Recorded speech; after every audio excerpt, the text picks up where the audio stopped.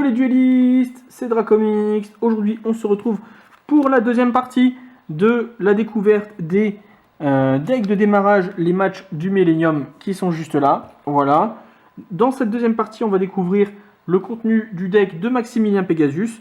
Mais avant tout, dans la première partie, j'ai oublié de vous montrer ce magnifique séparateur de deck qui est donné avec les decks de démarrage. La face avec Yugi et son soldat du lustre noir, et la face avec le magnifique Maximilien Pegasus et son renoncé. Voilà, revenons vite fait sur la première partie, puisqu'elle a été très longue, et je n'ai pas pu tout vous dire malheureusement, puisque sinon la vidéo aurait duré beaucoup trop longtemps. Dans la première partie, je vous ai présenté le deck de démarrage de Yugi. Clairement, je vous conseille, après étude, si vous ne voulez jouer que ces cartes-ci, les cartes de Yugi, en pur, en simple comme ça, de vous baser sur le deck du Gaïa Chevalier Implacable et de la compétence le Chevalier de la Légende, qui est juste là. Vous ne pouvez pas laisser le deck comme ça puisqu'il y a 31 cartes, il faut en retirer quelques-unes bien entendu. Je ne peux pas vous dire exactement lesquelles il faut retirer puisque j'ai pas eu le temps d'étudier ça, mais comme ça, à vue de nez, j'enlèverai allez, une dizaine de cartes, retomber à 21 en tout, au lieu de 31, et surtout prioriser les cartes qui s'accommodent avec Gaïa, le Chevalier Implacable attaquant, et Gaïa, le Chevalier Implacable, ainsi que Malédiction du Dragon et la fusion. Voilà. Je ne peux pas vous en dire plus pour l'instant. Je ferai une vidéo dédiée à ce deck, à tout ce qu'on peut faire avec ces 31 cartes-ci, plus tard, dans des deck profiles bien étudiés et bien élaborés. Voilà. Aujourd'hui, on n'est pas là pour parler de Yugi, on est là pour parler de Maximilien Pegasus et de ces jolis monstres Toon. Allez, let's go pour la découverte du coup des deux skill cards de Maximilien Pegasus. Alors, hop, un petit focus. Parfait. Alors, on commence avec la première skill card, la magie au milieu. Je vais vous la lire puisque les textes sont écrits vraiment très petits. Et voilà. Activez cette compétence durant votre main phase. Une fois par tour, vous pouvez défausser une carte et utiliser une des compétences suivantes. Mais vous ne pouvez mener votre battle phase ce tour. Ok. Soit on invoque rituellement le renoncer depuis notre main en sacrifiant un monstre depuis notre main ou terrain dont le niveau est minimum 1. Et aussi, on retourne cette carte. Soit on invoque par fusion le renoncer au milieu depuis notre extra deck en utilisant les monstres, des monstres depuis notre main ou terrain comme matériel de fusion, et aussi on retourne cette carte. Voilà. Bon, c'est pas la meilleure des compétences de Pegasus. Clairement, les 3 premières qu'on avait eues auparavant sont beaucoup plus puissantes. Je ne sais pas quoi en dire. Par contre, en revanche, celle-ci, la pagaille Toon. Une compétence que j'adore puisque clairement le deck Toon va être complètement refondé et renforcé avec les nouvelles cartes qui nous ont été amenées dans ce deck. La première fois que chaque monde des Toons dans votre zone magie et piège va être détruit chaque tour, il n'est pas détruit. Clairement, si vous voulez jouer Toon, c'est la compétence à utiliser. En gros, ça protège notre carte magie monde des Toons, voilà. Au moins une fois par tour et à chaque tour. Allez, on va découvrir du coup. Alors, j'ai oublié de mettre ça sous pochette, bien entendu. Allez. Et on va découvrir du coup la carte variante que le deck de Pegasus nous apporte. Et c'est le Corbeau Dédé. Corbeau Dédé qui est un monstre énormément joué, qui a été un monstre énormément joué dans le format classique. Il a un effet rapide juste dévastateur. On peut le défausser depuis notre main au cimetière. On cible une carte dans le cimetière de notre adversaire et on la bannit. Clairement, et c'est un effet prioritaire. Clairement, c'est l'une des meilleures cartes du speed duel avec la trap ban qu'on a pu découvrir dans la précédente vidéo avec la display du mois de décembre. Voilà. Franchement, Corbeau Dédé, j'adore. Je conseille de la mettre soit directement main deck x2, soit dans le side x2, mais il faut qu'elle apparaisse dans tous les decks speed duel aujourd'hui. Franchement, je vous la conseille. Le renoncer au milieu, c'est la fusion de le renoncer et de l'idole au milieu. Donc c'est une fusion que Pegasus utilise contre Yugi lors du match final du tournoi du Millennium. Les autres monstres sur le terrain ne peuvent ni changer de position de combat ni attaquer. Une fois par tour, vous pouvez cibler un monstre contrôlé par votre adversaire. On équipe la cible à cette carte, maximum 1, l'attaque et la défense du renoncé au milieu. Donc l'attaque et la défense de cette carte deviennent égales à celle du monstre qui lui est équipé. Si cette carte va être détruite au combat, détruisez le monstre équipé à la place. Voilà. Clairement, le renoncé au milieu, c'est un monstre super fort, donc assez compliqué à invoquer en soi, mais super fort. Une fois qu'il est sur le terrain, franchement, il n'y a quasiment rien qui l'arrête. Une fois qu'il est validé sur le terrain, il y restera. L'idole au milieu qui est ici, voilà, c'est un monstre normal, 0 d'attaque, 0 de défense, niveau 1, rien à dire dessus. Il sert à invoquer la fusion du renoncé. Le mage illusionniste anonyme, c'est un monstre de niveau 5, 1200 d'attaque, 2200 de défense. Un magicien normal, rien de plus compliqué et rien de plus banal à la fois. Alligator Toon, notre premier monstre Toon qui arrive enfin. Du coup, voilà, Alligator Toon, niveau 4, 800 d'attaque, 1600 de défense. Ensuite, on a l'archère pourpre, qui est considéré aussi comme un monstre, alors qui est pas, donc il n'y a pas le nom Toon dans son nom, mais qui est considéré comme étant un monstre Toon par rapport à sa compère, la sirène Toon, qui va arriver par la suite. Voilà. Le manga Ryoran. Alors, le manga Ryoran, c'est un dragon Toon à effet. Cette carte, alors, c'est un dragon Toon à effet. Il n'y a pas le nom Toon dans son nom. Mais cette carte, comme on peut le lire dans son effet, est traitée comme un monstre Toon. Ni invocable normalement, ni posable normalement. Doit d'abord être invoqué spécialement depuis votre main en sacrifiant 2 monstres tant que vous contrôlez le monde des Toons. Ne peut attaquer le tour où elle est invoquée spécialement.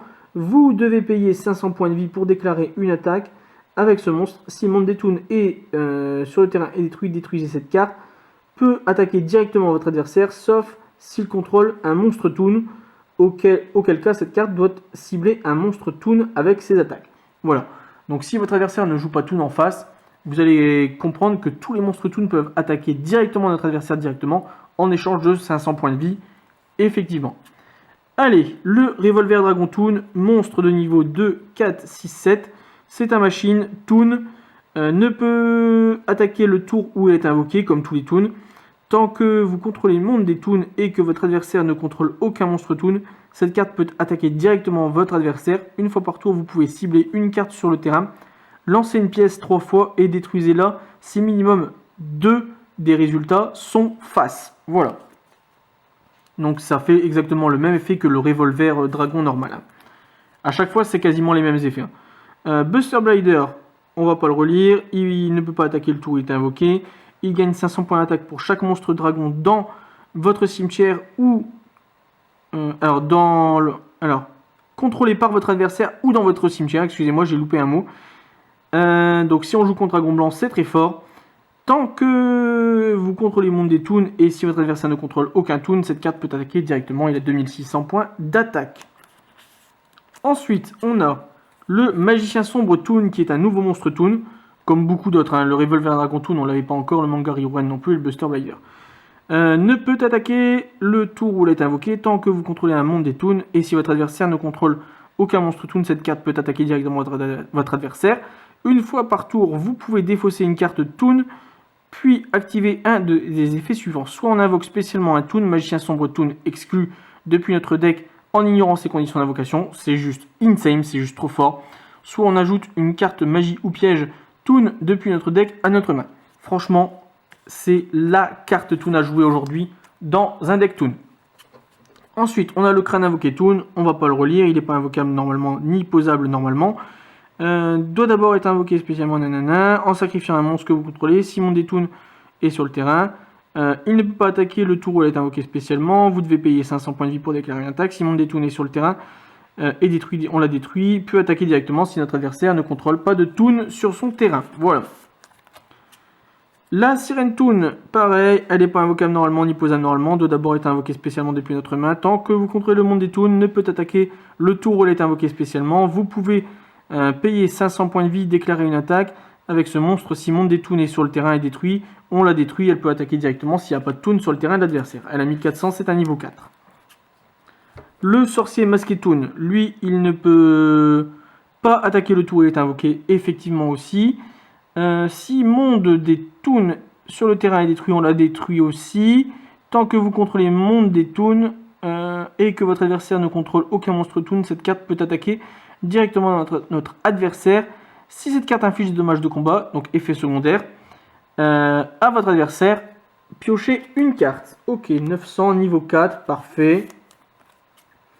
Oh, bah, un deuxième sorcier masqué Toon. Donc s'il est mis 2 fois, je pense que c'est parce que c'est une carte qu'il faut jouer absolument. Toon Gemini Elf ne peut pas attaquer le tour où elle est invoquée. Si monde des Toons est sur le terrain détruit, on la détruit. Tant que vous contrôlez le monde des Toons et que votre adversaire ne contrôle aucun Toon, elle peut attaquer directement notre adversaire. Si elle inflige dommage, on défausse au hasard une carte de la main de notre adversaire. Elle a 1900 points d'attaque et 900 de défense. Alors, le magicien illusionniste anonyme. Ça, c'est une nouvelle carte qui va en combinaison avec le renoncé. Si le renoncé ou un ou plusieurs monstres fusion renoncés donc renoncés au milieu par exemple, face recto que vous contrôlez sont détruits au combat ou par un effet de carte, vous pouvez invoquer spécialement cette carte depuis le cimetière. Si elle y était lorsque le monstre a été détruit ou à la main, même si elle n'y était pas, ok. Donc ça, il faudra que je vous apporte une explication lors du deck profile. Il faudra que je relise bien la carte. Si cette carte a été envoyée depuis le terrain au cimetière, vous pouvez cibler un renoncer ou monstre fusion renoncer haut dans votre cimetière, invoquez-le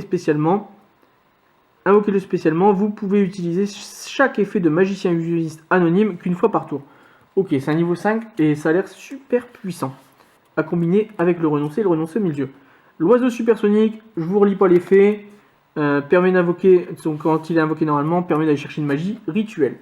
Le démon djinn, prophète des rituels, lorsque vous invoquez rituellement un monstre, vous pouvez bannir cette carte depuis votre cimetière comme un des matériels requis pour l'invocation rituelle. Si vous invoquez rituellement en utilisant cette carte, le monstre invoqué rituellement inflige si le monstre invoqué rituellement inflige des dommages de combat à votre adversaire, il défausse une carte. Donc là, c'est lui qui choisit la carte qu'il défausse.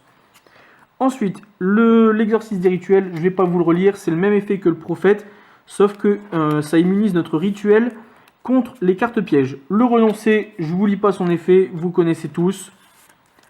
Quand il est invoqué rituellement, il peut prendre une fois par tour un monstre contrôlé par l'adversaire, excusez-moi. Il lui en est équipé, et il gagne l'attaque et la défense du monstre en question avec sa carte magie rituelle de la Noire Illusion. Et si le renoncer doit être détruit, on détruit la carte d'équipement à la place.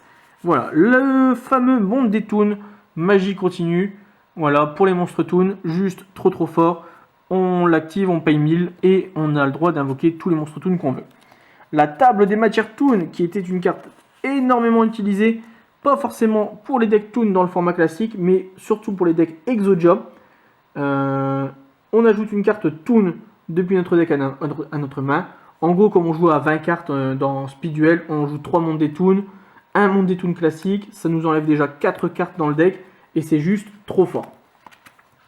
Rembobinage Toon, alors c'est une carte que je connaissais pas ça, puisque j'ai arrêté le format classique quand elle est sortie. Ciblez un monstre Toon que vous contrôlez, durant chaque battle phase de ce tour, il peut effectuer une seconde attaque, juste trop fort. La polymérisation pour nous permettre de faire la fusion du renoncé et de l'idole au milieu pour invoquer le renoncé au milieu. L'exécution d'un contrat, juste une carte équipement trop forte quand on joue le renoncé. On paye 800 points, on cible un monstre rituel dans notre cimetière, on invoque spécialement, on l'équipe à notre monstre. En gros, c'est une renaissance du monstre, c'est une Monster Reborn pour les monstres rituels. Pareil que pour le rembobinage Toon, je ne jouais plus au format classique quand le masque Toon est sorti. Du coup, je vais vous lire l'effet. Si vous contrôlez un monde des Toons, ciblez un monstre face recto contrôlé par votre adversaire, invoquez spécialement un monstre Toon depuis notre main ou notre deck, dont le niveau est inférieur ou égal au niveau rang du monstre en ignorant ses conditions d'invocation. Alors pourquoi rang? Puisque c'est sorti au moment des Xyz, et les Xyz avaient des rangs. Voilà, tout simplement. En gros, l'adversaire a un monstre niveau 5 sur le terrain. On a un monstre toon de niveau 4 dans notre main ou dans notre deck. On peut l'invoquer spécialement grâce à Masque des Toons. C'est juste trop fort. Cet outil de bandit, je ne vais pas vous lire l'effet. C'est pour annuler les effets des cartes pièges. Voilà, en échange de 1000 points de vie. La tornade de poussière, c'est pareil. Mais cette fois-ci, c'est pour les magies ou pièges posés sur le terrain. Oula, il y a tout qui se casse la margoulette dans notre deck. Ensuite, on a la lance bouclier. Alors, c'est une vieille carte. Cibler un monstre face recto sur le terrain jusqu'à la fin de ce tour, il gagne 400 d'attaque, 400 de défense. Ok. L'ordre de sécurité, je ne vais pas vous la relire. On l'a déjà vu auparavant dans d'autres decks. Et l'héritier talentueux, c'est pareil, c'est une vieille carte qui nous permet de gagner 800 points d'attaque. Alors 400 points d'attaque tout de suite. Et si on la réutilise une deuxième fois, ça gagne 800 points d'attaque. Voilà. Voilà les gars, je vous ai dévoilé le deck de Pegasus. Dans la prochaine partie, on découvrira le deck de Bakura, puis celui de Marek, qui sont juste là. Je vous dis à très bientôt, les amis. Et n'hésitez pas à commenter, liker ma vidéo, la partager, vous abonner à la chaîne. Allez sur le Discord qui est dans la description. Voilà, voilà. C'est tout ce que j'avais à vous dire. Et on se retrouve pour de prochaines vidéos. Dans la partie 3, la partie 4 ici. Et bien sûr, pour les futurs deck profile de Yugi, de Pegasus, de Marek, de Bakura dans de prochaines vidéos. Ciao ciao les gars, c'était Dracomix, bye bye. Hey, si cette vidéo vous a plu, n'hésitez pas à vous abonner et à activer la cloche de notification. On se retrouve très bientôt pour une prochaine vidéo, mais en attendant, n'hésitez pas à nous rejoindre sur tous les réseaux sociaux qui sont dans la description. Allez, ciao tout le monde.